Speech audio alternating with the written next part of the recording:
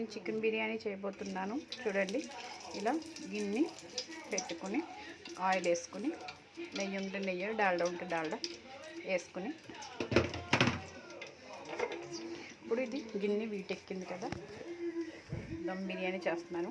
నేను ముందు వచ్చి నీళ్ళు ఎసరు పెట్టి బియ్యం అన్నీ వార్చేసి రైసు చికెన్ కూడా వండేసి, ఇప్పుడు ఈ రైస్ ఉంది కదా, ఈ రైసు ఇందులో వేసుకుంటున్నాను. చూడండి, ఇది వేసేసిన తర్వాత ఇందులో సమానంగా కలుపుకొని ఇప్పుడు చికెన్ వేసుకుందాం. ఇప్పుడు చికెన్ పొరకి వేసాం కదా, ఇప్పుడు ఈ రైసు ఉన్న కాడికి మొత్తం ఇలా వేసేసుకోవాలి. ఇలా వేసేసిన రైస్లో ఇలా చికెను బిర్యానీ అన్నీ అన్నీ కలిపి పెట్టేసాను కాబట్టి గార్నిష్ కూడా కొత్తిమీర అది చేశాను. కొంచెంసేపు ఒక పావు గంట సేపు ఇలా సిమ్లో పెట్టి దమ్ము అయ్యే వరకు ఉంచాలన్నమాట.